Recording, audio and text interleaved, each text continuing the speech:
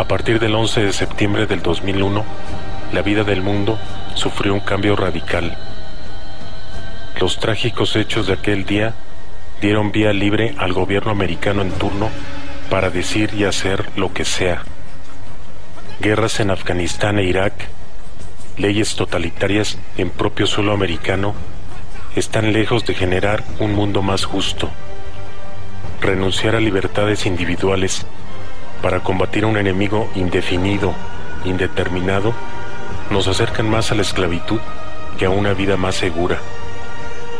Los hechos desatados por los ataques del 11 de septiembre nos confirman que el mal, supuestamente combatido, es el que ha tomado la iniciativa, dentro y fuera de los Estados Unidos, tratando de crear un mundo donde la mentira y la injusticia son los principales instrumentos para dominar y sojuzgar.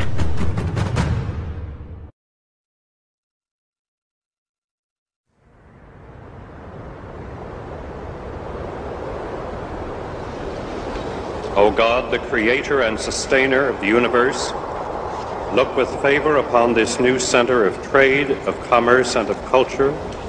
Give guidance, protection, and a right judgment to all who work and live here, that these may become examples of our concern for world justice and the growing acknowledgement of the interdependence of all nations.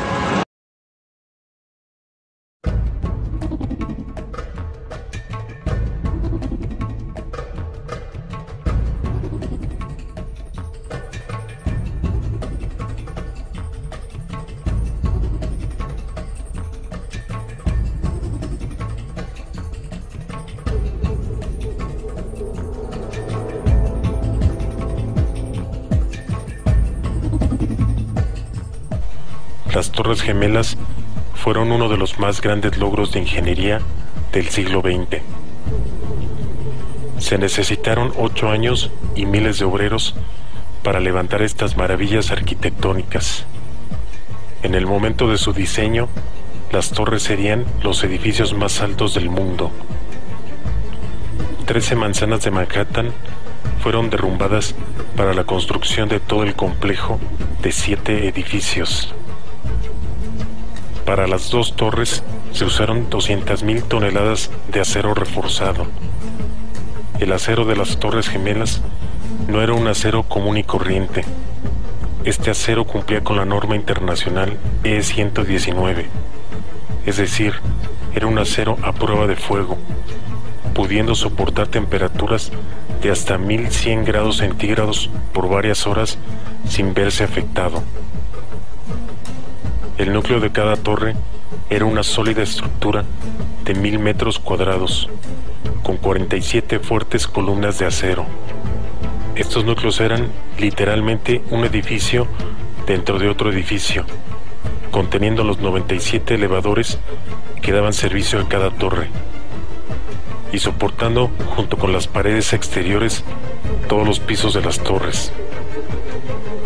No eran estructuras huecas y débiles, incapaces de soportar impactos e incendios como los del 11 de septiembre.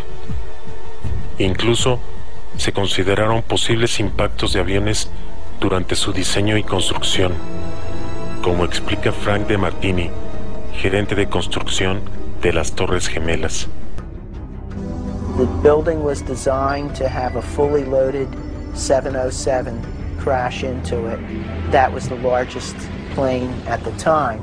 I believe that the building probably could sustain multiple impacts of jetliners because this structure is like the mosquito netting on your screen door, this intense grid, and the jet plane is just a pencil puncturing that screen netting. It really does nothing to the screen netting. The airplane we were envisioning was the largest airplane of its time, flying slowly and low, lost in the fog. We designed the buildings to take the impact of the Boeing 707 hitting the building at any location.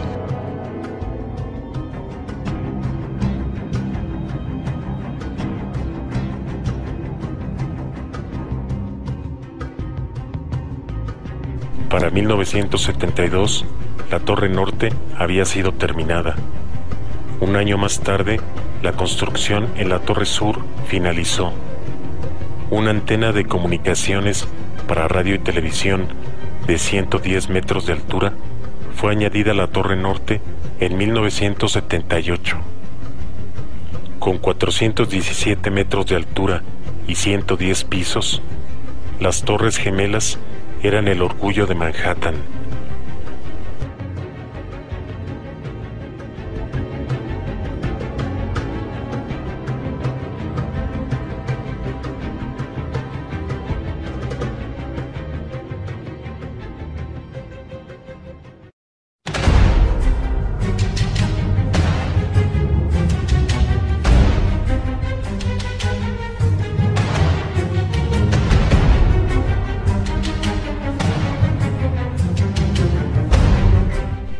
El martes 11 de septiembre del 2001 se llevó a cabo el ataque más audaz y sangriento en suelo americano de la historia, ejecutado supuestamente por 19 terroristas coordinados desde una cueva en Afganistán.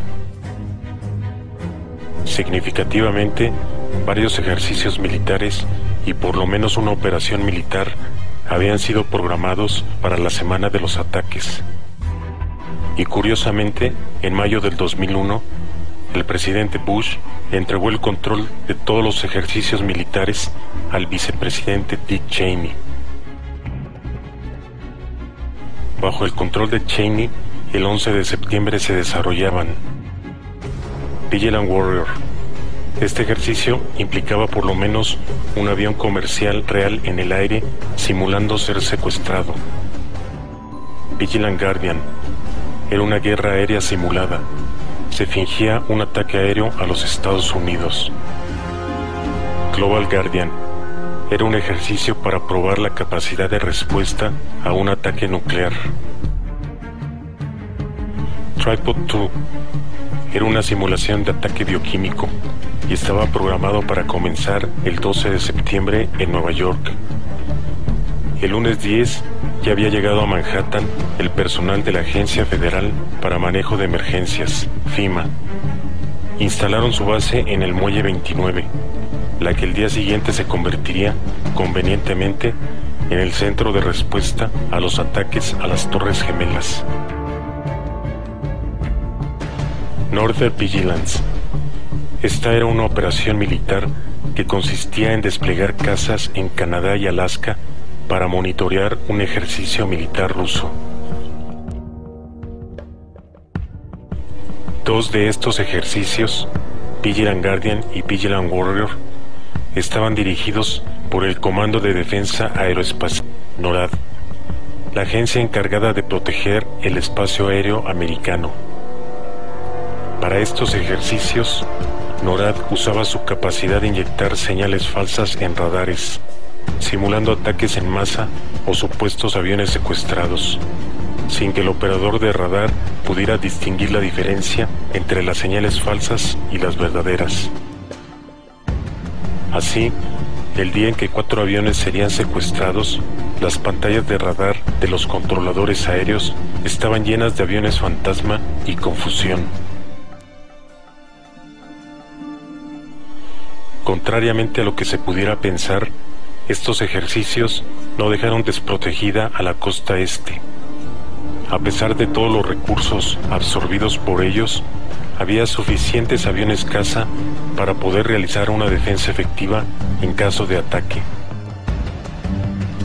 Si lo sucedido el 11 de septiembre no fue un ataque terrorista, sino una operación militar, todos estos ejercicios crearon la confusión e infraestructura para que los ataques se realizaran con éxito.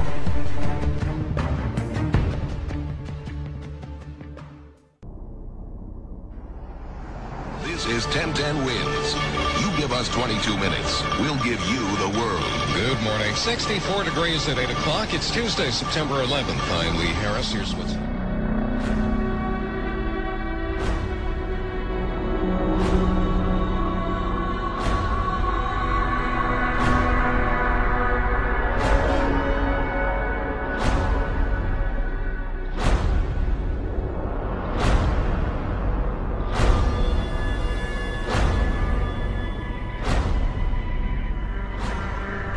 El 11 de septiembre era un día claro y luminoso en la costa noreste de Estados Unidos.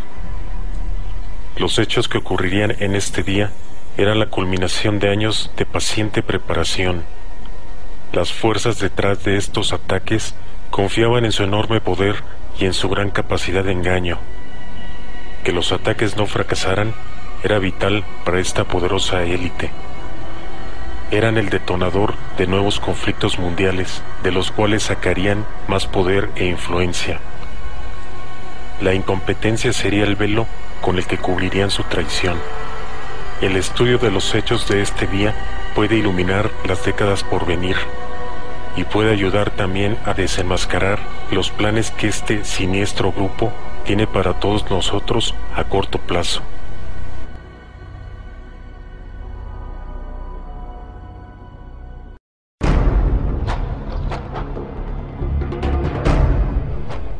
Aeropuerto Logan, Boston. American y United preparan sus vuelos 11 y 175 respectivamente. El American 11 despega a las 7:59. A las 8:13 realiza su última comunicación con el centro de control. Un minuto después, no responde a una indicación de Peter Salewski, el controlador encargado del vuelo. Se presume que es el momento del pretendido secuestro. El grupo de 5 secuestradores actúa de forma excepcionalmente eficiente y sangrienta. Después de matar a 2 sobrecargos, liquidan a un pasajero judío de primera clase, Daniel Lewin. Daniel Lewin resulta ser un capitán de las fuerzas especiales israelíes, Sareyet Matkal, responsable de numerosas operaciones de inteligencia, entre ellas el rescate de Entebbe en Uganda. ¿Cuáles son las probabilidades de que un miembro de la élite número 1 del mundo en antiterrorismo y antisecuestros esté viajando en uno de los vuelos secuestrados el 11 de septiembre? Y en cuanto a lo sucedido en el avión, era más creíble que Lewin acabara con los 5 secuestradores él solo, a que con cuchillos de explorador estos lo liquidaran en un instante. Lo más probable era que Lewin estuviera viajando en el vuelo para asegurarse de que el American 11 llegara a la base militar que se le había asignado. Después de esta supuesta increíble hazaña, los secuestradores asaltan la cabina. Según el reporte oficial, nadie sabe cómo lograron entrar. Dentro de la cabina se encontrarían con John Ogonowski, exmilitar, veterano de la guerra de Vietnam, piloto de cazas, y Tom McGuinness, también exmilitar, piloto de cazas en la Marina. 2 pilotos entrenados para responder a situaciones extremas. Pero en esta ocasión, el comando Bin Laden los elimina también en un instante, sin ningún signo de resistencia. Ni siquiera les dan tiempo de transmitir la señal de secuestro, cuando este proceso toma solo un par de segundos. Al mismo tiempo del secuestro, despega el United 175 con destino a Los Ángeles. Unos minutos más tarde, en el aeropuerto Dulles de Washington, el American 77 despega con el mismo destino, Los Ángeles, California. A las 8:21, los secuestradores del American 11 apagan el transponder del avión. El transponder es un dispositivo que sirve para identificar al avión. Proporciona a los controladores aéreos datos como la aerolínea, el número de vuelo, la velocidad y la altitud del avión. Al apagar el transponder, el avión sigue visible en los radares, pero sin identificación. Es solo un punto en medio de una zona con miles de aviones. El American 11 lleva 7 minutos con silencio de radio y ahora sin transponder. Inexplicablemente, los controladores aéreos esperarán otros 20 minutos para avisar a los militares NORAD de esta situación. A las 8:26 el American 11 realiza un giro de 100 grados y se enfila hacia Nueva York, siguiendo el río Hudson. Unos minutos después, el American 11 pasa exactamente encima del que sería el blanco terrorista perfecto, la planta nuclear Indian Point. Como apunta el New Yorker, pareciera realizar el objetivo de Al Qaeda de usar la tecnología americana en contra de ella misma. Las bajas inmediatas serían de 50,000 muertos y más de 500,000 a largo plazo, extendiéndose la zona de peligro a 80 kilómetros de radio. 20 millones de personas serían afectadas. Pero los autores intelectuales de los ataques quieren un daño controlado, que sirva para enardecer, no un golpe paralizante que deje postrada a la nación. De esta forma, la planta nuclear es totalmente ignorada. A las 8:37, la Agencia Federal de Aviación, FAA, encargada de todos los centros de control aéreo, por fin avisa a los militares NORAD de que hay un secuestro en proceso. All right, Boston Center, TMU, we have a problem here. We have a hijacked aircraft headed towards New York. A pesar de contar con equipos de radar mucho más sofisticados que los centros de control de la FAA, los militares argumentan que no pueden localizar al American 11 en sus pantallas. Se llega a la ridícula situación de los controladores aéreos indicando por teléfono la posición del American 11 a los militares, pero ni aún así son capaces de localizarlo. Incluso argumentan que no se les da la información correcta. Not only is the FAA needing help with the hijacking, they can't tell us where it is, which makes our problem that much more difficult.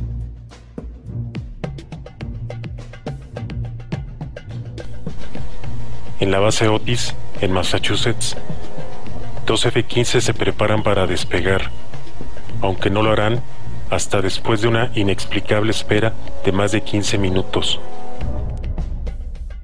La base Otis se encuentra a 300 kilómetros de Nueva York, y considerando que un F-15 tiene una velocidad máxima de 3,000 kilómetros por hora, estos dos cazas tienen la capacidad de llegar a Manhattan en tan solo 5 minutos, aunque en esta ocasión les tomará 1 hora.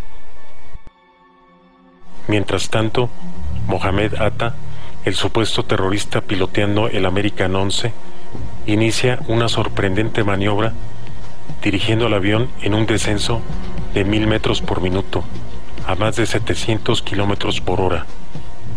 El inexperto y novato piloto de avionetas se convierte de pronto en un profesional. No titubea ni duda. Llega a Manhattan con el avión perfectamente controlado, estrellándolo a las 8:46 contra la Torre Norte a 750 kilómetros por hora, literalmente como un misil. Cualquier otro piloto novato quizá hubiera tardado 1 hora dando vueltas hasta alcanzar la altitud de ataque, pero Atta no. Al primer intento consigue su anhelado objetivo, seguramente ayudado por Alá. Exactamente a la misma hora del impacto del American 11, el United 175 es secuestrado. Una vez más, no se sabe cómo los supuestos terroristas lograron entrar a la cabina, y tampoco se explica cómo consiguieron dominar al piloto y a su tripulación. Víctor Saracini era el piloto, veterano de la guerra de Vietnam, y el primer oficial, Michael Horrocks, exmiembro de los Marines. Otra vez, 2 exmilitares que no tienen ni siquiera el tiempo suficiente para enviar la señal de secuestro. Una vez, quizás sea suerte, pero empieza a aparecer un patrón de eficacia en los secuestradores realmente difícil de creer. Para esta hora, en Newark, Nueva Jersey, el último avión en ser secuestrado, el United 93, ya ha despegado con destino a San Francisco. Aproximadamente a las 8:46, el United 175 apaga su transponder y desaparece.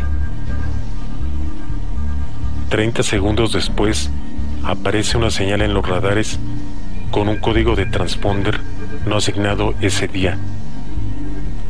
Los controladores asumen que ese intruso es el United 175. El supuesto piloto en control del avión, Marwan Al-Sheikhi, vuela con la misma habilidad profesional que su compañero Atta, a pesar de ser también un novato. Al-Sheikhi inicia una serie de maniobras espectaculares que dejan sorprendidos a los controladores aéreos, y son la prueba de que lo que veían en sus pantallas no era el United 175. Now as I'm watching, United 175 makes a hard left-hand turn and starts climbing.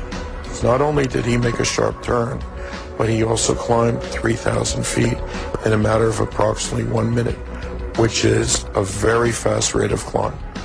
This is something that we have never seen before.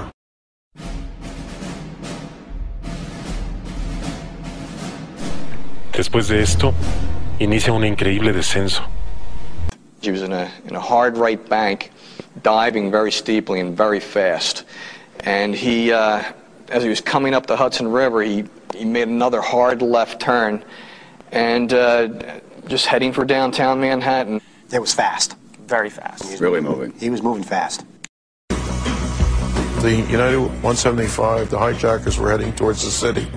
We were counting down the altitudes, and they were descending right at the end at 10,000 feet per minute.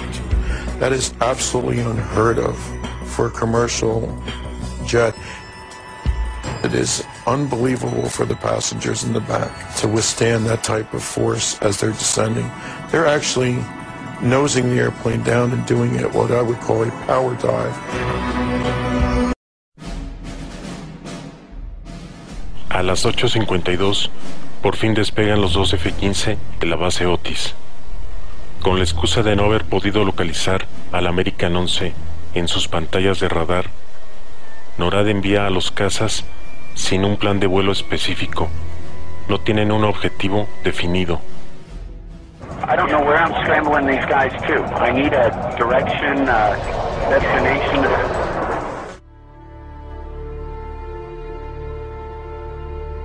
Así, los dos F-15 son enviados sobre espacio aéreo controlado por militares, es decir, el océano. Los dos pilotos permanecerán en un patrón de espera sobre el océano Atlántico, lejos de los blancos de ataque, sin ninguna posibilidad de frustrar la operación que se está llevando a cabo. A las 9:03, el United 175 se impacta a 950 kilómetros por hora contra la Torre Sur.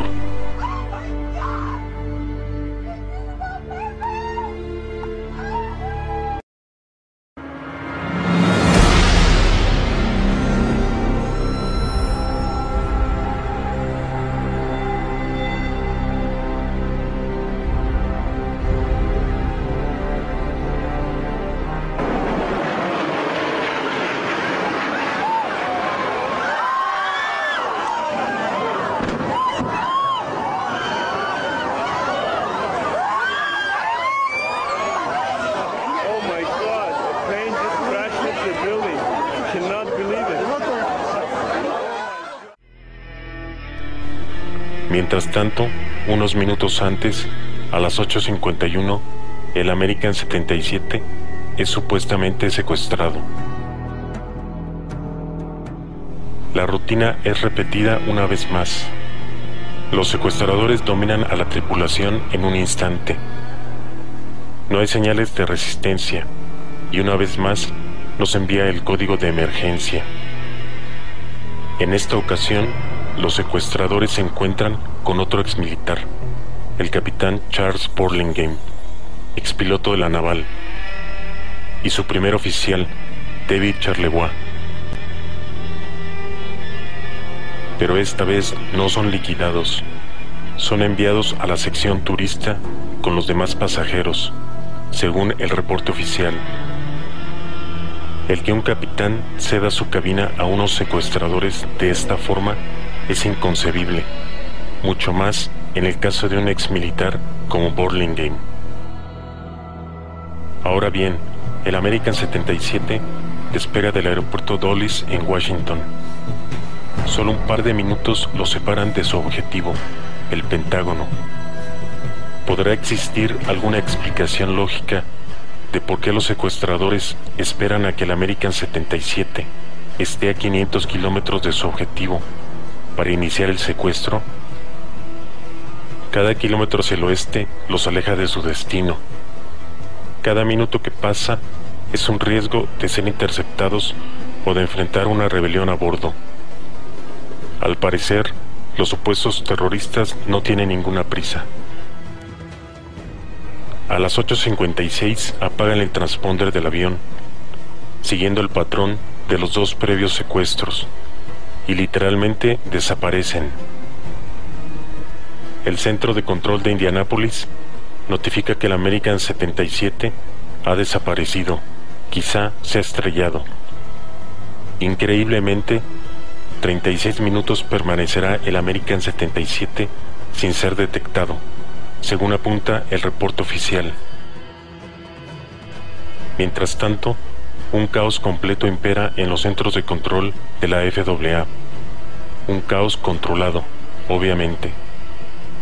A las 9:10 la FAA reporta que 11 aviones están volando ya sea sin comunicación o tomando rutas inesperadas. Y a las 9:21 detecta de nuevo al American 11 dirigiéndose hacia Washington, el mismo que supuestamente se había impactado media hora antes contra la Torre Norte. Just had a report that American 11 is still in the air and it's on its way heading towards Washington. American 11 is still in the air? Yes, on its way towards Washington? There was definitely another aircraft that hit the tower. That's the latest report we have. Toda la atención se centra en esta señal fantasma, distrayendo a militares y controladores aéreos de los dos verdaderos vuelos en crisis, el American 77 y el United 93.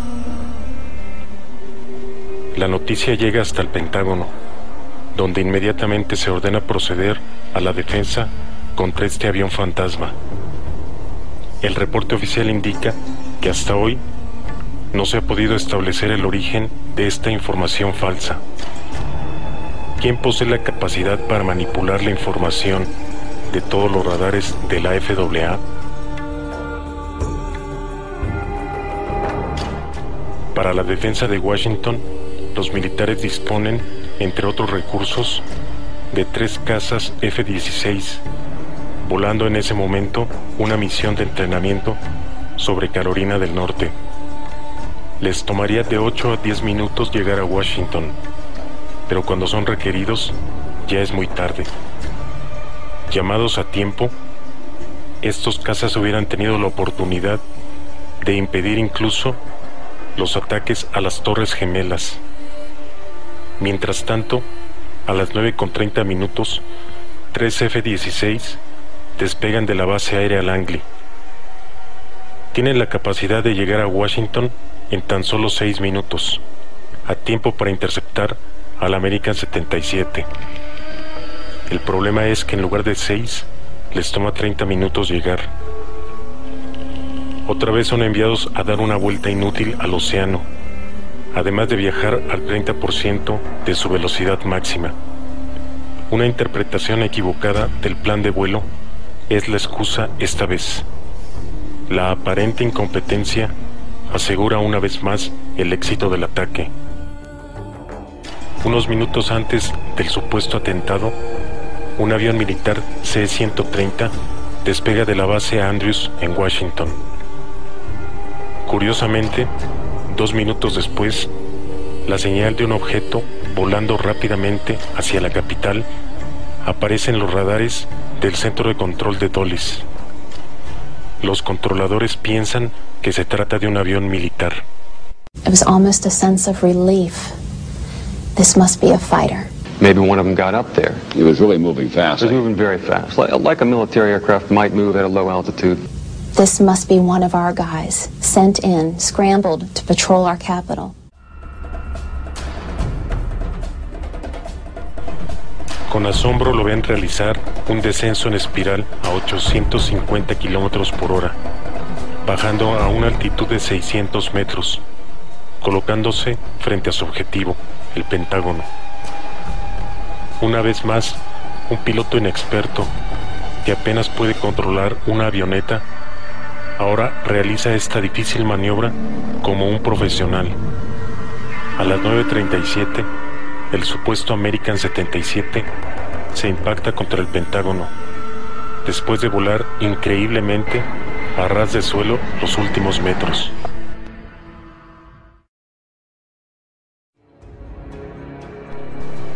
Después del ataque, el servicio secreto ordena a la base Andrews que mande cazas para proteger la capital, dando la autorización para derribar cualquier amenaza. Mark Sassville, piloto asignado a esa base, viendo que se llevaría una hora armar su F-16, decide despegar desarmado. Así, el único piloto que tiene autorización para derribar una posible amenaza, el único avión de defensa sobre Washington, despega sin armas. Llegado el momento, Sassville intentará una misión semisuicida para defender la capital de la potencia militar número 1 del mundo. Well, I'd have one hand on the stick and the other on the ejection handle, and hopefully I could play it right to get out after I did hit the airplane. Basically, I'd try and swing my wing into his, again, knock the engine pod off, or cut the wing if I could get going fast enough, and I wouldn't use my fuselage to do that, but pretty soon after that, my aerodynamic capabilities would be destroyed, and then if I could have ejected, I would have. Y en el último acto de este día, el United 93. Este vuelo de United estaba comandado por Jason Doll y el primer oficial, Leroy Homer, expiloto de la Fuerza Aérea, veterano de la Primera Guerra en Irak, tormenta del desierto. Es el único vuelo que recibe advertencia de una posible intrusión en la cabina. El mensaje de texto decía: cuidado con cualquier intrusión de cabina, 2 aviones atacaron las Torres Gemelas. Doll pide confirmación. Ed, confirma último mensaje, por favor. A pesar de todo esto, los secuestradores una vez más toman el control del avión sin mayores problemas. Un clavado de 200 metros que realiza el avión a las 9:28 es interpretado como el único signo de resistencia de los secuestros de este día. Jason Doll no picaría el avión, lo rotaría para derribar a los atacantes. En todo caso, Doll y Homer hubieran tenido tiempo para enviar la señal de emergencia, cosa que inexplicablemente no realizan. El United 93 despegó con 42 minutos de retraso. Los supuestos secuestradores estaban plenamente conscientes de esto. De seguro, los otros ataques ya habían sido realizados. Aún así, sin ninguna explicación aparente, esperan otros 46 minutos para entrar en acción. El United 93 se aleja cada vez más de Washington, incrementando el riesgo de que su misión se vea frustrada por una intervención militar. Incluso después de tomar control de la aeronave, los supuestos terroristas continúan volando en la dirección equivocada por otros 9 minutos. Parece que por fin alguno de ellos se debe haber dado cuenta de que Washington estaba en la dirección contraria, avisándole al piloto Ziad Jarrah para que diera vuelta al avión. A las 9:41, Jarrah apaga el transponder del avión. Aproximadamente 20 minutos después, según la versión oficial, los pasajeros inician una revuelta para tomar el avión. De acuerdo a la transcripción de la grabadora de la cabina, los pasajeros luchan hasta el final por derrotar a los supuestos terroristas. Analizando la información oficial del vuelo, las maniobras que empieza a realizar Jarrah difícilmente dejarían a alguien de pie. Los pasajeros irían de un lado a otro del avión, muchos quedando seriamente heridos. Pero de alguna forma inexplicable, logran mantenerse de pie, luchando por entrar a la cabina, según la transcripción. Parece que el guionista del United 93 pasó por alto estos detalles menores. En fin, a las 10:03 nos dice el reporte oficial, acaba estrellándose en Shanksville, Pensilvania, el último de los supuestos aviones secuestrados. Vale la pena considerar unos últimos puntos en lo que se refiere a los aviones que, según la versión oficial, fueron secuestrados, como por ejemplo las supuestas llamadas que los pasajeros realizan desde los supuestos aviones secuestrados. El primer punto es, ¿por qué un pasajero llamaría a algún familiar en medio de un secuestro? Los secuestros habían sido bastante sangrientos y los pasajeros estarían lo suficientemente asustados.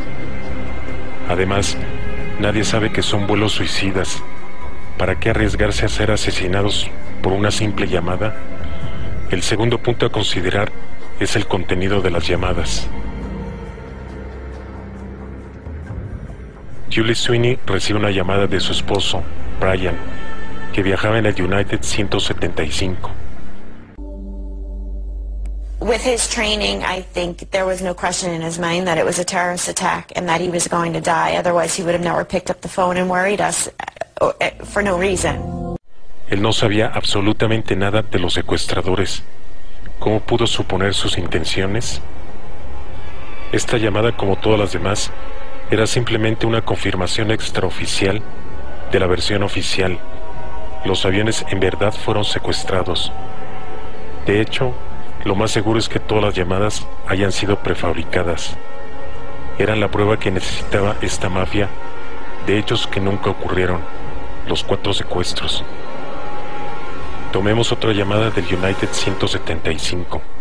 Ahora es Peter Hanson quien llama a su padre, exactamente cuando el avión se encuentra descendiendo como un proyectil. Físicamente sería todo un reto hacer esta llamada, pues el avión desciende a 3.000 metros por minuto. Imagínense ustedes en la bajada de una montaña rusa. Ahora, a mitad del descenso, traten de realizar una llamada telefónica. Además, Peter Hanson viajaba con su esposa e hija. En medio de este escalofriante descenso, todos irían llenos de pánico. Lo lógico es que él tratara de calmarlas, tranquilizarlas, pero no. Se preocupa más bien por alcanzar el teléfono y marcarle a su papá. Y lo más desconcertante es lo que le comunica a su padre. El avión se estrellará contra un edificio.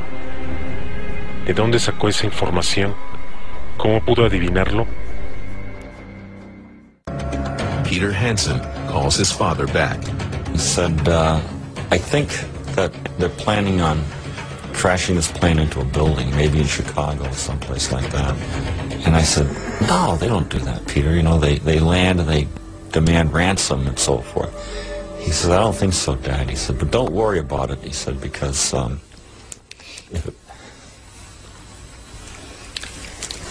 don't worry about it, because if it happens, it'll be quick. Su padre tiene razón. Esa no es una forma lógica de pensar. Curiosa y convenientemente, la extraña conclusión de Pete Hanson coincide con la versión oficial. Es el United 175 el que se estrella contra la Torre Sur.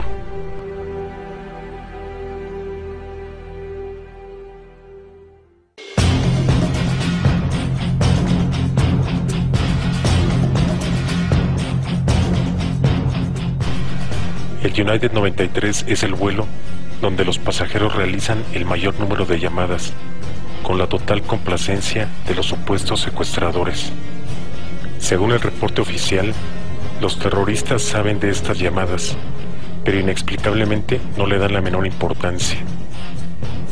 Recordemos, este vuelo sale 42 minutos tarde. Los supuestos terroristas tardan 46 en secuestrarlo, y cuando descubren a los pasajeros haciendo llamadas, no hacen nada. Lo único que faltaba incluir en la versión oficial era que estos despistados terroristas generosamente prestaron su auxilio a los pasajeros para comunicarse con sus familiares. Esta escena no podría ser más ridícula. Y el American 77 es el vuelo del silencio. A pesar de llevar más pasajeros que el United 93, solo una llamada sin mayor trascendencia es realizada desde el avión. Ted Olson, procurador general del gobierno americano en el 2001, argumenta que su esposa, uno de los pasajeros del American 77, logró comunicarse con él en 2 ocasiones. Pero el FBI, al hacer públicos los registros de las llamadas, indica que la única llamada de la señora Olson no tuvo éxito al conectarse, contradiciendo los testimonios de Ted Olson. Una contradicción más en el día de los sucesos ilógicos. Para fines prácticos, no se realiza ninguna llamada. 46 minutos pasan desde el secuestro al momento del impacto. Además, no olvidemos que el capitán y el primer oficial viajan todo este tiempo con los pasajeros. Además, no olvidemos que el capitán y el primer oficial viajan todo este tiempo con los pasajeros, según la versión oficial. Durante este largo periodo, ¿en qué pensaban? ¿Por qué la inacción?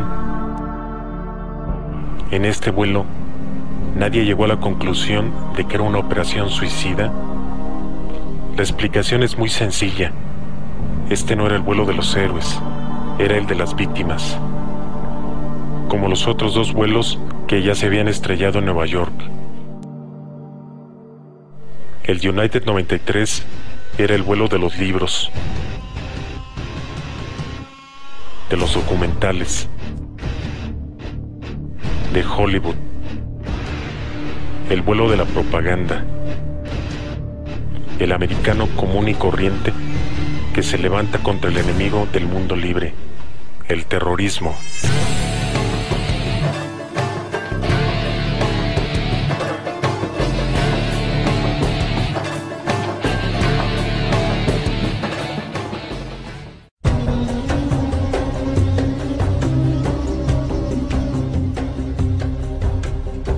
Otro aspecto que vale la pena comentar es la red de radares que NORAD y la FAA usan para monitorear los vuelos sobre espacio aéreo americano.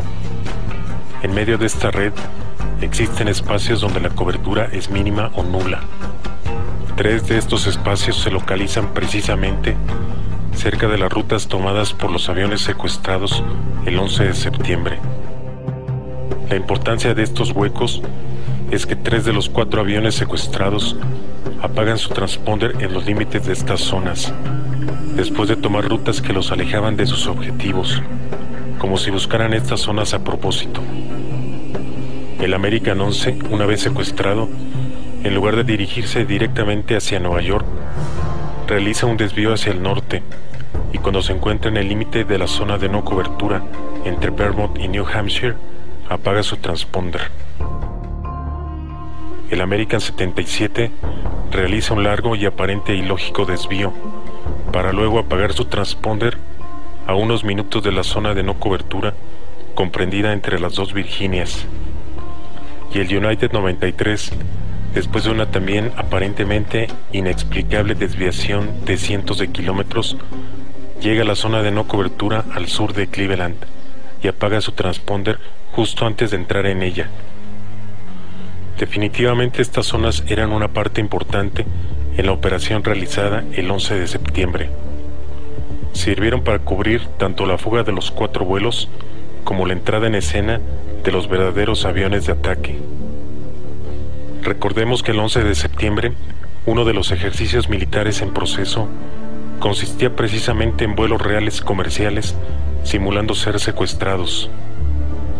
Los 4 vuelos implicados en los ataques pudieron haber sido escogidos de antemano para participar en este ejercicio. Por un canal de radio previamente convenido, los militares se comunicarían con cada uno de los vuelos, indicándoles que apagaran su transponder, mantuvieran silencio de radio y aterrizaran en la base militar X o Y. Un posible escenario sería el uso de aviones a control remoto, los llamados drones. Estos drones quizá hubieran alcanzado al American 11 después de bajar por la zona de no cobertura de radar en Vermont. Colocándose sobre el American 11 a distintas altitudes, en los radares solo se vería un punto. A las 8:42, el American 11 y el United 175 cruzan trayectorias. Es en este momento donde uno de los drones sigue al United, mientras el otro continúa hacia Manhattan. El American 11 podría estar ya dirigiéndose hacia una base militar. A las 8:46, los 2 vuelos de United cruzan trayectorias sobre Nueva Jersey. Justo en ese instante, el United 175 apaga su transponder. Lo más seguro es que haya seguido al United 93 hacia el oeste, mientras el drone enciende su transponder con otro código, gira y se enfila hacia Nueva York. Mark Bernbach, a Fox employee, is on the phone with us. Mark witnessed this from what we understand. Mark, were you close enough to be able to see any markings on the airplane? Hi, gentlemen. How you doing? Yeah, there was definitely a blue logo. It was like a circular logo on the front of the plane, towards the definitely towards the front. It definitely did not look like a commercial plane. I didn't see any windows on the sides, and definitely very low. And I'm completely panicked. I'm you're freaking out. I cannot believe what I just saw. We are all shaken by this. We are watching the video now back live, but the upper floors of the World Trade Center in Manhattan in flames now after apparently 2 large airplanes. We're talking about jetliners here, slammed into the sides right around 9 o'clock this morning. Mark, if what you say is true, those could be cargo planes or something like that. You said you didn't see any windows in the side? I didn't see any windows on the sides. I saw the plane flying low. I was probably like a block away from the subway in Brooklyn, and that plane came down very low. And again, it was not a normal flight that I've ever seen at an airport. It was a plane that had a blue logo on the front, and it did not look like it belonged in this area. Para los vuelos American 77 y United 93 no eran necesarios aviones drone, pues como veremos más adelante, no hay evidencia de que un avión haya sido el causante de los impactos en el Pentágono y Shanksville. Esto explicaría algunas de las cosas ilógicas de este día: la falta de resistencia de todas las tripulaciones, el no haber mandado el código de emergencia, las maniobras increíbles realizadas por pilotos novatos y la coordinación más que sorprendente necesaria para realizar estos ataques. Como comenta David Bottiglia, controlador aéreo. How did they do such a coordinated thing that the American literally disappeared and the United literally got hijacked at almost the same time? And I've always wondered if they were actually talking to each other, saying, I'm going in now, good luck. En la noche del martes 11 de septiembre, 6 controladores se reúnen en la Baticueva, la sala de juntas localizada en el sótano del Centro de Control de Nueva York. Cada uno toma el micrófono de una grabadora durante 5 o 10 minutos, registrando sus impresiones de lo sucedido en la mañana de ese día. Una vez terminada la junta, un oficial de la FAA se presenta, toma el cassette grabado y lo hace pedazos. El supuesto oficial argumenta que los controladores no tenían el estado mental adecuado para dar sus testimonios, debido al estrés de ese día. Además de argumentar de forma ridícula, que debió haber sido de forma escrita y no en una grabación. A las pocas horas de efectuada la operación militar del 11 de septiembre, los autores intelectuales movían sus hilos para ocultar la verdad y difundir la mentira.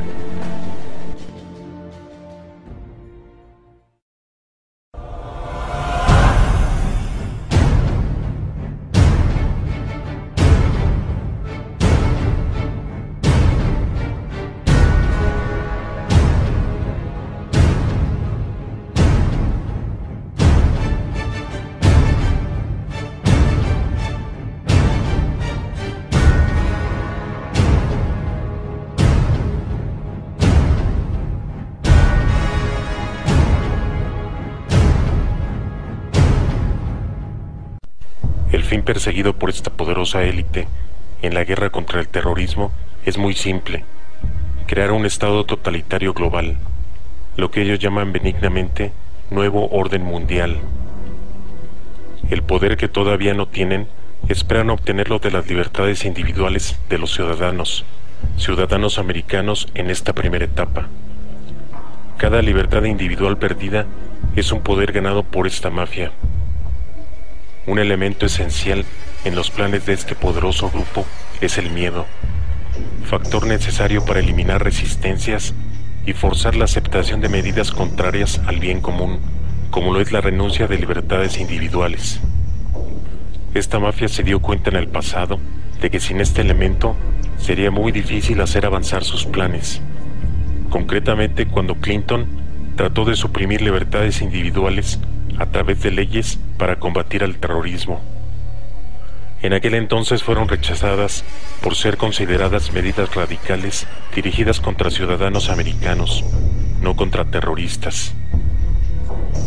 Estos criminales necesitaban un evento que causara la suficiente indignación y miedo para provocar una urgente necesidad de protección.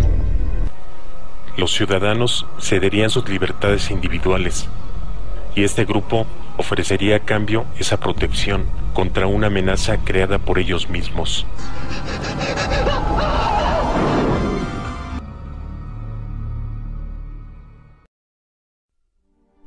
Este evento fue, por supuesto, la operación militar del 11 de septiembre.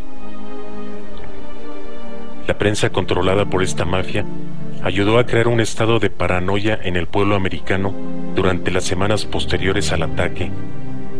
En cualquier momento se podía presentar otro atentado, se pensaba.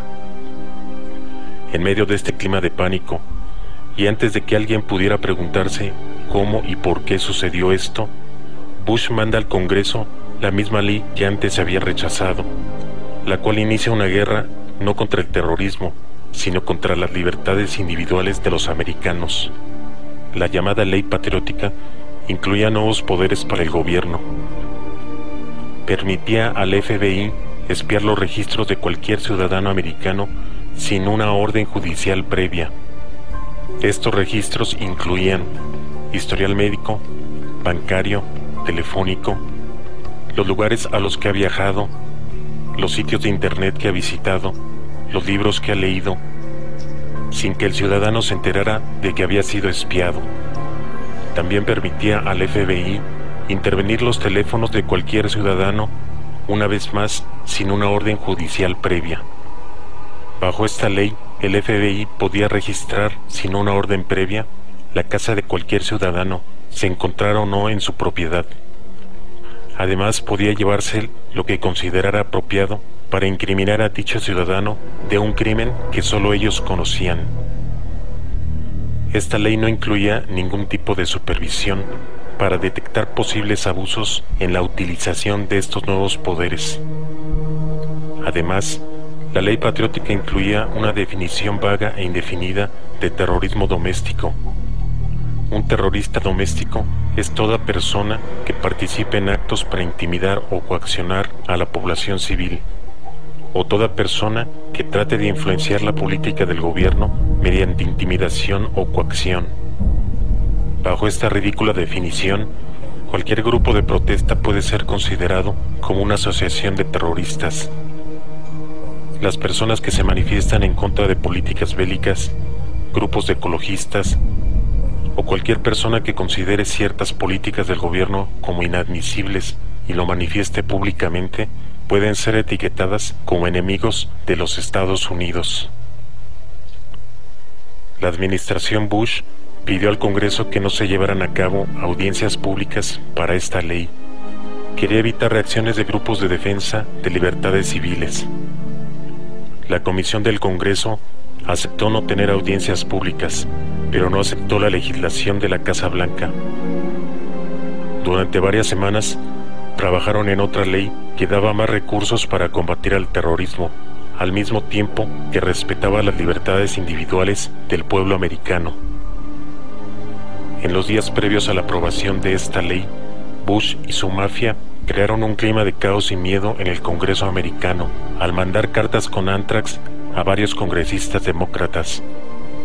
Se llegó al extremo de evacuar las instalaciones del Congreso, como explica Peter DeFazio, congresista americano. Congress had been evacuated because of the anthrax scare, and most of us were hanging around the lawn of the Capitol. We're really out of touch. Yet they felt some desire to rush this bill through.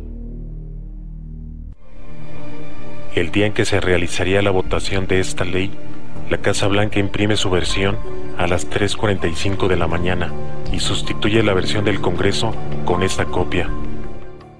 No member of Congress read this legislation before it was voted on. Not a one. This is still warm. It just came off the Xerox machine. This isn't the bill that was adopted by a unanimous 36 vote majority of Democrats and Republicans of the Judiciary Committee. These are critical issues. This is what we're fighting for. These are our civil liberties. En medio de esta atmósfera de falsa urgencia y desorden, la ley patriótica es aprobada. Era solo el primer ataque a las libertades civiles americanas. En los meses siguientes se realizaron miles de detenciones de ciudadanos americanos comunes y corrientes, que no habían cometido ningún crimen, mucho menos un acto de terrorismo, como comenta Bárbara Olshansky, del Centro para Derechos Constitucionales. We were starting to get calls very quickly after September 11th from people that would tell us, my cousin was arrested, my brother was arrested, my uncle. And when we started inquiring about where they were taken or who took them, most of the families that we were talking to didn't really know. Las condiciones de estos detenidos eran peores que las de cualquier criminal en una prisión. These folks were kept in solitary confinement, which is, 23 to 24 hours a day of lockup, no contact with the outside world, sometimes without any blankets in the middle of winter. The lights were on 24 hours. The windows were covered over. People didn't know what hour of the day or night it was. These are terrible conditions, and many people were beaten during this time. They were shackled hands to waist to feet. They were strip searched every time they had to leave the cell. Many of them were yanked along the floor. People were beaten during this time. They were shackled hands to waist to feet. They were strip searched every time they had to leave the cell. Many of them were yanked along the floor. Esta mafia daba las cifras de detenidos a diario. This rule change will apply to the 75 individuals who are currently detained. There have been a total of over 480 people arrested or detained. 614 persons. Detained nearly 1,000 individuals. Hasta que se le empezó a cuestionar sobre cuántos de estos detenidos habían sido acusados de los ataques del 11 de septiembre, admitiendo que ninguno de ellos. Entonces se cuestionó cuántos habían sido acusados de algún crimen relacionado con el terrorismo, contestando una vez más que ninguno. A partir de ese momento dejaron de dar las cifras de detenidos. Quizá nunca se sepa cuántos miles de ciudadanos inocentes fueron arrestados. with their guns pointed out. They pulled the blanket off of me and said, "Get up into the living room now." I was scared. They had the flashlight in my eye. Who are they? I didn't know what they were doing. I don't know why. He pulled his gun and he put it right in the middle of my forehead.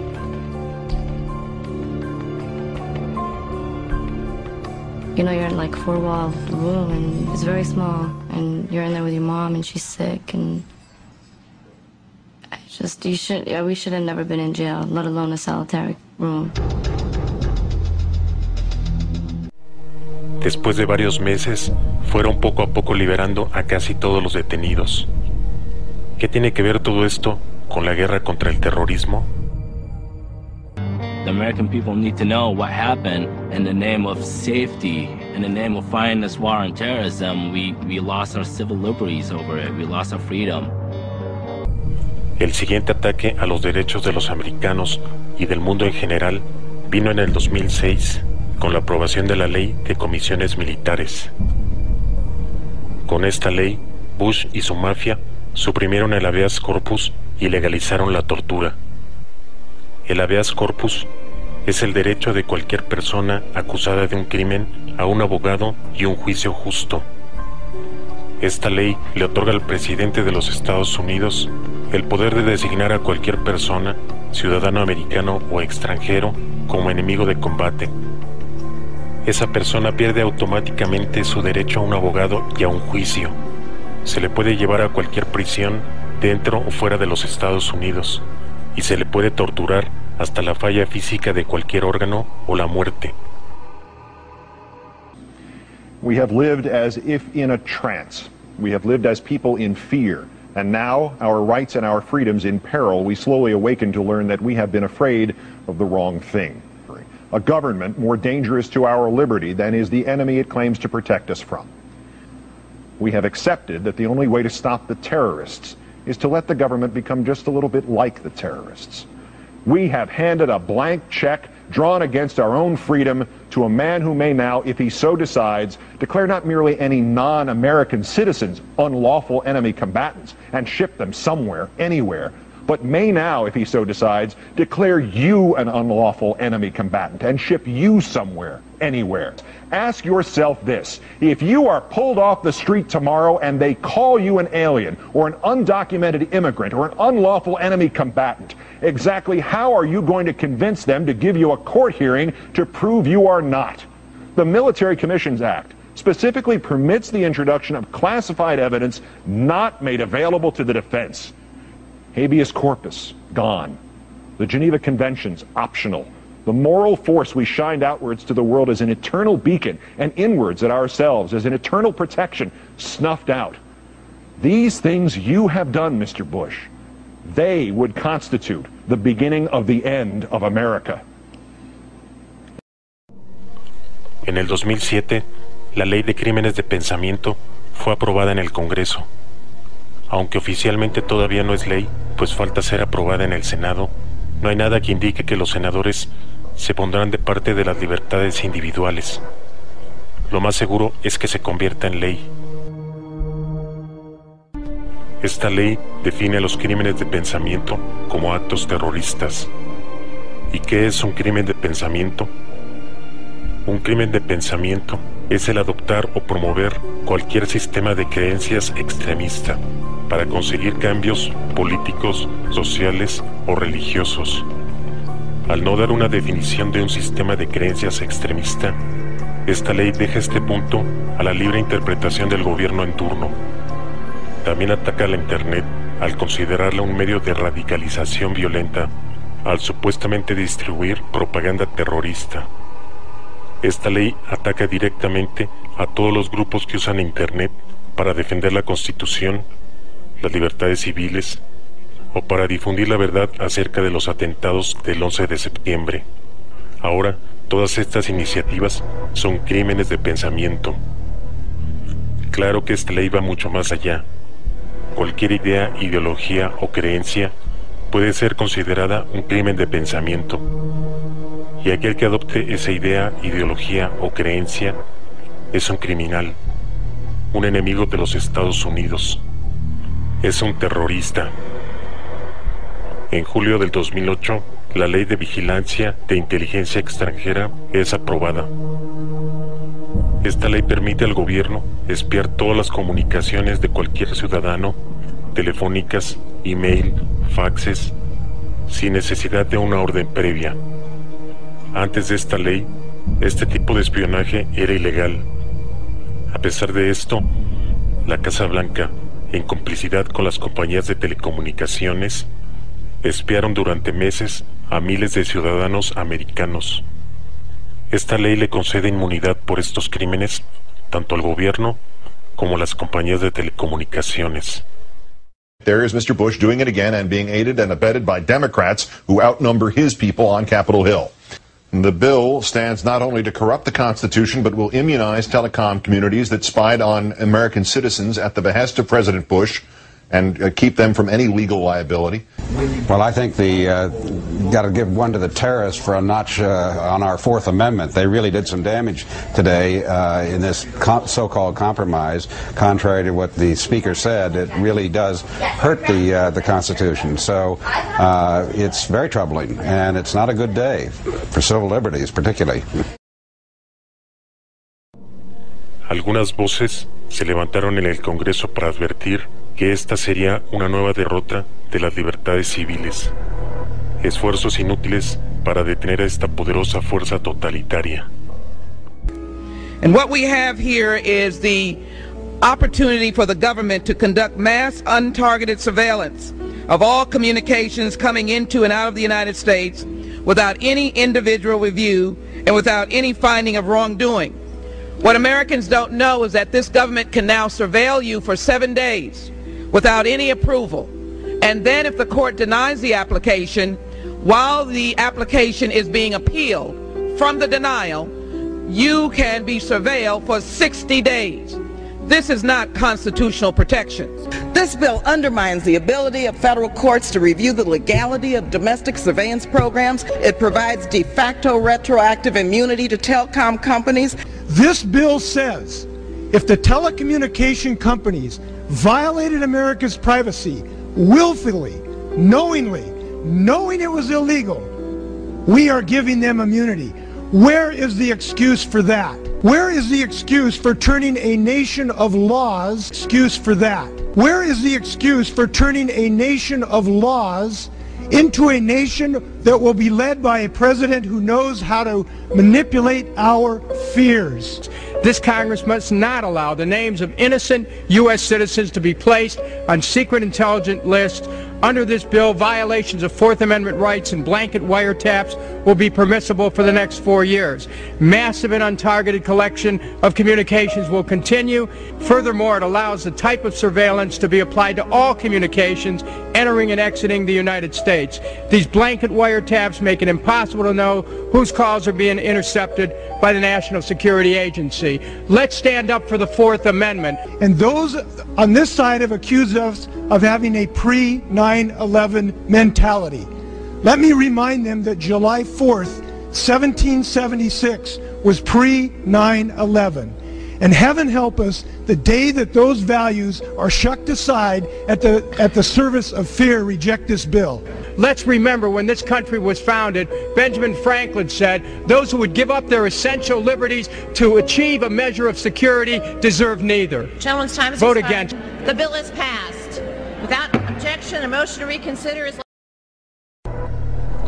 Todas estas leyes no crean seguridad, solo suprimen libertades. Como comenta Jesse Ventura, exgobernador de Minnesota y también exmiembro de los SEAL, grupo de élite de la Marina. Secure our borders? No. Oh, keep them wide open so enemies can come in? No, enemies come in. I don't get the fact that the supposed enemies came in from Canada, so we're fencing off Mexico. Well, don't our enemies... How do we manage that? Shouldn't we be fencing off Canada? Well, both. Both? Yeah. I don't want to live in East Berlin, Sean. I don't either. I don't want to live in East Berlin. But I don't want to live in a country where enemies can cross over at will either. I look at it this way. We're losing our rights because of the Patriot Act. I would rather, and as I say in my book, and I'm so crass to say, give me liberty or give me death. I'm with you. I would rather take my chances with terrorism than to lose my individual rights, which are vanishing every day. Let's remember, I stand for freedom. Let me give it to you this way, Donnie. if America is changing because of the war on terrorism, then the terrorists are winning.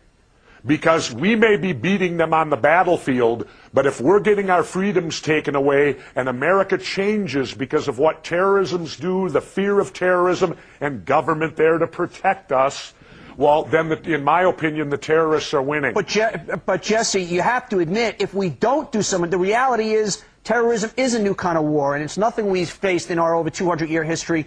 And some things have to be done different. This is a different kind of enemy, and to put your head in the sand and say, we can't change anything, I just think it's ignorant. Wait a minute. Nobody's putting their head in the sand. We're as ill-prepared for terrorism as we've ever been. Take a look at the hurricanes that just hit this country. They were even announced 3 to 4 days ahead of time. Okay. Now, when the terrorists hit us, do you think they're going to send us a memo telling us 3 to 4 days ahead of time we're going to hit you, get prepared? We couldn't even handle what happened in New Orleans, and yet we're being sold by our politicians that we're safer today, that we're out there protecting you. We've got this big government bureaucratic agency on terrorism that's going to protect you. It's a bunch of hogwash, Donnie, and if you believe it, you're naive. But so what do we do? Okay, let's say now you got to go get bin Laden. Why can't we find this guy? This is the one question I don't understand. He's a 6'6" Arab guy. We have unlimited funds to spend. You put $1 billion on his head as a reward. Why can't we get this guy? Because I don't think we want him that bad. Tell me what makes you say that. Why don't we want him that bad? Because we should have gotten him. That's what tells me that. We've had since 9/11/01 to get this guy, and we failed miserably. But the statement that we don't want him bad, I think it's hard to fight. It's another question why we haven't found him. But to say we don't want him, you say there's some political agenda reason we wouldn't want Osama bin Laden? Well, I'll tell you why we couldn't do that. We need our military on the oil spigot over there. And we cannot have our military away from the oil spigot because we're so dependent upon it.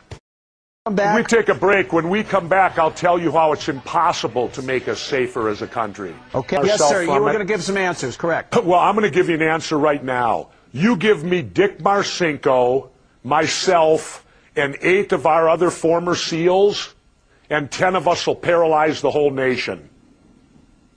How do you mean? Simple. Look what the two guys did, the snipers. They paralyzed 4 states and 20 million people, and they weren't even that good. You take 5 coordinated sniper teams, put them in 5 different locations around this country and start randomly killing people, and you would bring us to a freeze. You would bring America to a freeze. Well, of course you would, Jesse. 5 lunatics, strap grenades and walk into 5 different malls, you'll cripple the country. So, I mean, what are you saying? Well, and that's what I'm telling you. How do you protect against that? Well, you're not giving an answer.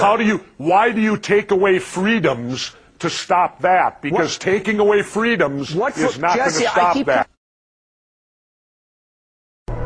Para complementar este marco jurídico totalitario, esta mafia usó a Clinton para preparar a la población civil para lo que se prevé suceda después del segundo ataque de Al-Qaeda, el control militar de la población civil de los Estados Unidos. De 1998 al año 2000, Clinton llevó a cabo ejercicios militares en las principales ciudades de los Estados Unidos, sin que la prensa controlada informara absolutamente nada respecto a estos hechos. Solo unos cuantos reporteros independientes hicieron públicas estas maniobras. Estos ejercicios militares no eran otra cosa que un ensayo de un golpe de Estado militar.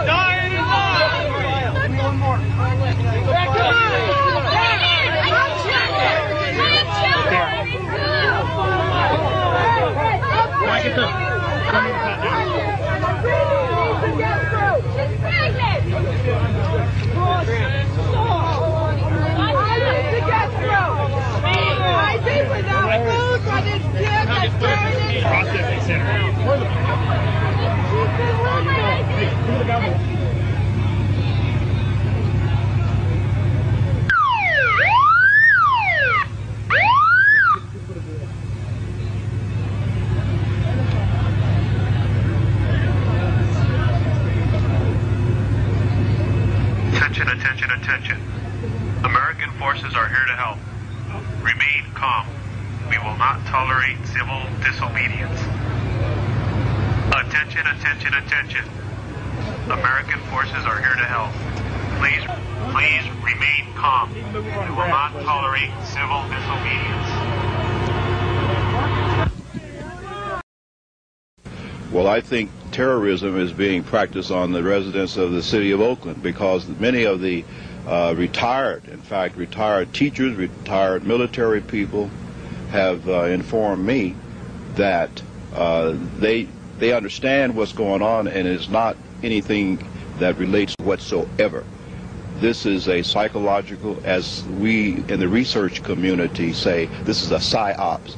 They're preparing people for what is coming, not what is being presented today. So you're saying they're preparing people to accept it with incrementalism? That is correct. Like the old frog example. You know, you put the frog in the water and you just gradually continue to raise the heat on the water until the frog is cooked. And that's the way it works. Los militares incluso pasaban por encima de las autoridades locales de las ciudades. Well, I think that there were various approaches. For example, when I originally said no several weeks ago, matter of fact, a couple of months ago, but no was never no, and then no was never no. End of runs were done around to various community leaders. I had someone... Excuse me, sir, you're saying that they ignored the police chief, and under our Constitution, you're the same as the sheriff, and you run the city or the county? You're telling me that Delta Force was ignoring your order? Well, I don't want to say they ignored it, but in a roundabout way, yes, because what they would do, once I said no, they went to various individuals in the community to bring pressure to bear to get me to change my mind.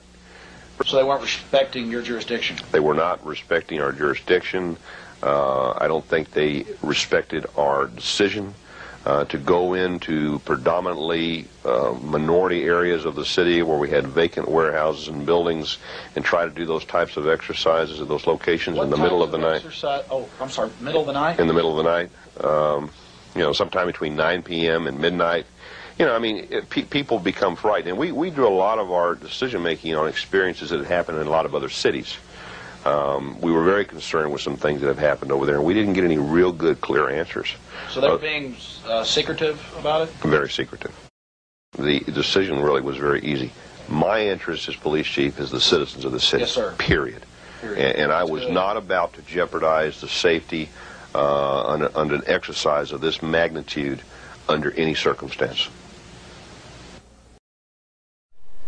Esta mafia ya tiene el día, la hora y la ciudad del siguiente ataque, que como ellos mismos comentan, será mucho más devastador que los ataques del 11 de septiembre. Good morning. At this moment, somewhere in the world, terrorists are planning new attacks on our country. Their goal is to bring destruction to our shores that will make September the 11th pale by comparison. Incluso ya han estado acondicionando miles de campos de concentración por todo el territorio americano. Bases militares cerradas hace tiempo, estaciones de trenes abandonadas, plantas automotrices sin usar, han sido adaptadas usando millones de dólares como campos de detención.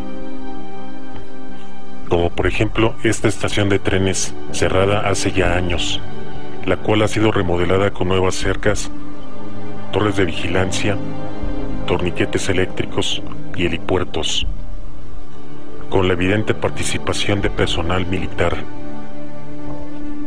Esta mafia prevé detenciones masivas de americanos, todos aquellos que no acepten las medidas impuestas por estos dementes en la última etapa de sus planes totalitarios. The military bases used to have fences with barbed wire that faced out to keep people from the outside from getting into a secure area. Now a lot of these bases that have been closed down has the barbed wire facing in, as if to keep people from the inside from getting out. Now why would this occur? Is it possible that there is or was a long-term plan that would eventually anticipate rounding up large numbers of people to withhold them?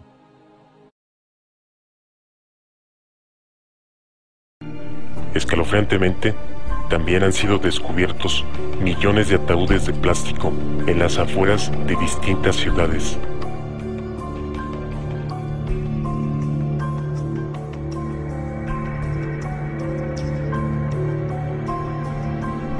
Este macabro hallazgo es un aviso que estos criminales esperan más muertes que detenciones.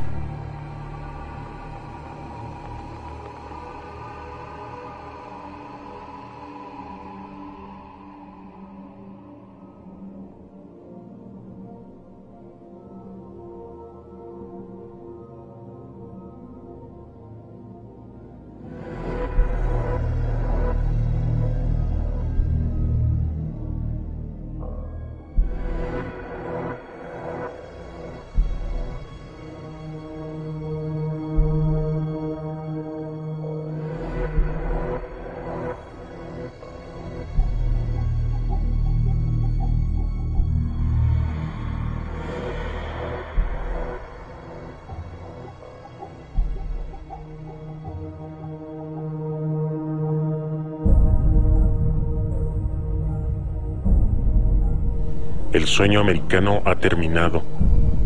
A corto plazo habrá millones de asesinatos, ya sea por el segundo autoataque terrorista o por los que resistan la inminente ley marcial. Para los que sobrevivan, el Departamento de Justicia ya tiene contemplado un plan para el condicionamiento de masas, como comenta la doctora Rima Leibow. As a psychiatrist, I remember very well the condemnation by the American Psychiatric Association of Soviet psychiatrists and the Soviet Union for their use of psychiatric techniques and psychiatric medications to control political dissidents. Sadly, shockingly, we in the United States have become those same oppressors. We now have a policy, as exemplified by the FBI brochure from the Phoenix Office on Counterterrorism, which says people who are defenders of the U.S. Constitution against federal government and the UN and make numerous references to the U.S. Constitution should be monitored as potentially murderous, and fanatical terrorists, by extension, should be considered mentally unstable. Under the new Freedom Commission, mentally unstable people must be medicated on a compulsory basis with lethal and untested but very profitable psychiatric medications. Además, existen ya programas federales para la evaluación de la salud mental de niños y adolescentes. The new Freedom Commission is a federal program to mandate the bogus screening and compulsory medication of children from infancy through 18 years of age in this country.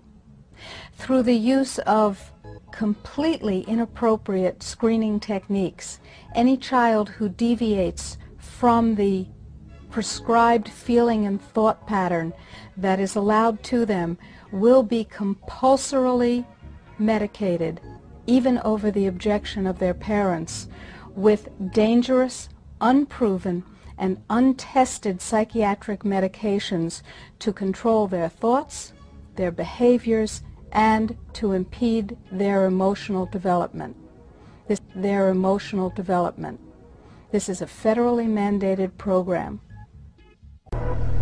Esta mafia pretende empezar a globalizar este sistema totalitario usando a sus vecinos México y Canadá por medio de la ilegal Unión de América del Norte, una unión en la cual los tres países compartirían gobierno, leyes, policía, ejército.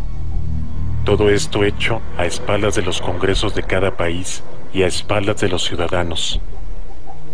Y al parecer, estos planes ya se encuentran con un significativo avance.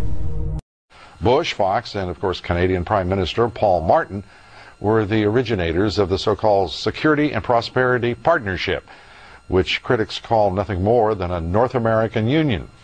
It means open borders, commerce at all cost, and by the way, without the approval of either American voters or the U.S. Congress.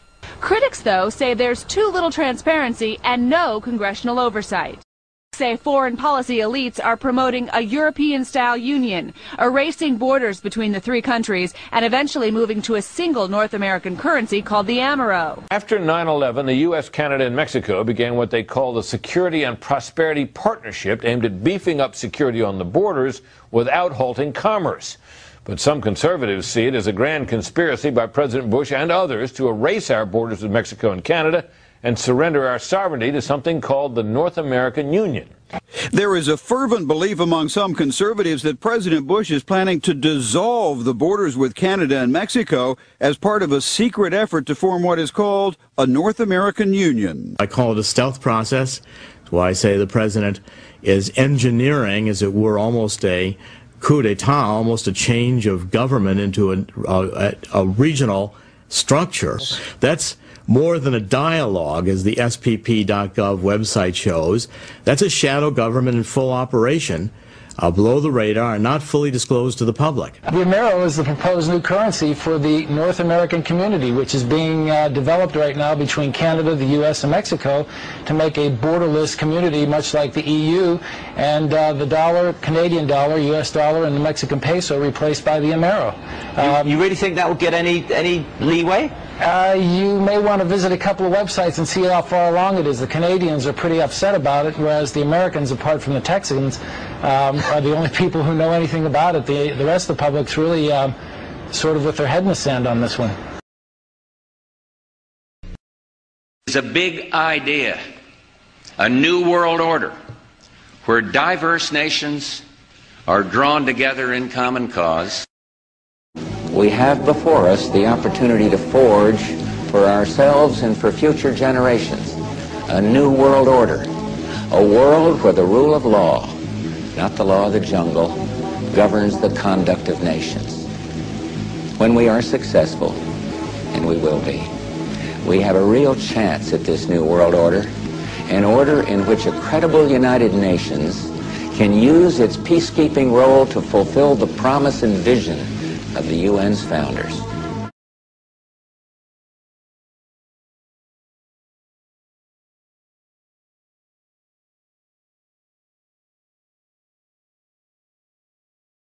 Up until this century, the year 2000, if you didn't like what was going on, you just moved. You got away from it and started off again, got your little house on the prairie and lived your own life. The problem today is there's no place to go. We're going to have to turn and we're going to have to confront Big Brother, and we're going to have to struggle if we're going to maintain our individual liberty and freedom.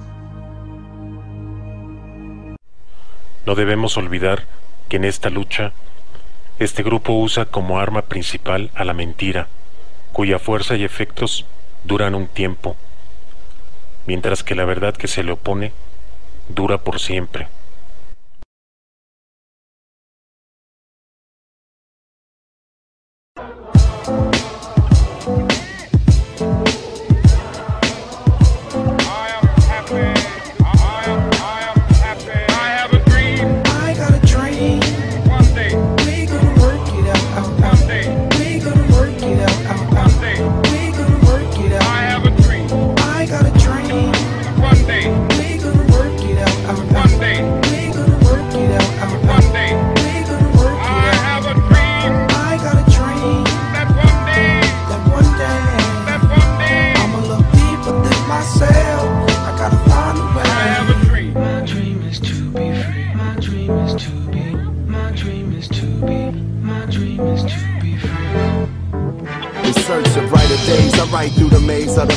Struggle is my address where pain and crack lives. Gunshots coming from sounds of blackness. Given this game with no time to practice. Born on the blacklist. Told I'm below average. A life with no cabbage. That's no money if you from where I'm from. Funny, I just want some of your son. Dark clouds seem to follow me. Alcohol that my pop swallowed bottle me. No apology, I walk with a boulder on my shoulder. It's a cold war. I'm a colder soldier. Hold the same fight that made Martin Luther the king. I ain't using doing it for the right thing. In between lean and the fiends, hustle and the schemes, I put together pieces of a dream. I still have one. I got a dream. One day we gonna work it out. One day we gonna work it out. One day we gonna work it out. I have a dream. I got a dream. One day we gonna work it out. One day we gonna work it out. One day we gonna work it out. I have a dream. I got a dream. That one day. That one day. I'ma look deeper than myself. I gotta find a way. I have a dream. My dream is to be free. My dream is to be. My dream is to be. My dream is to be free. The world see me looking in the mirror, images of me getting much clearer. Dear self, I wrote a letter just to better my soul. If I don't express it, then forever I hold inside. I'm from a side where we gotta control. Rap music and the hood play the fatherly role. My story like yours, yo, gotta be told. Trying to make it from a gangster to a Galia role. Red scrolls of stone slaves and Jewish people in cold cage. Hate has no color or age, flip the page. Now my rage became freedom. Write dreams in the dark, they far, but I can see them. I believe in heaven more than hell. Blessings more than jail. In the ghetto, let love prevail. With a story to tell, my eyes see the glory and well, the world waiting for me to yell. I have a dream. I got a dream. One day we gonna work it out. One day we gonna work it out. One day we gonna work it out. I have a dream. I got a dream. One day we gonna work it out. One day we gonna work it out. One day we gonna work it out. I have a dream. I got a dream. That one day. That one day. That one day. I'ma look deeper than myself. I gotta find a way. I have a dream. My dream is to be free. My dream is to be. My dream is to be. My dream is to be free.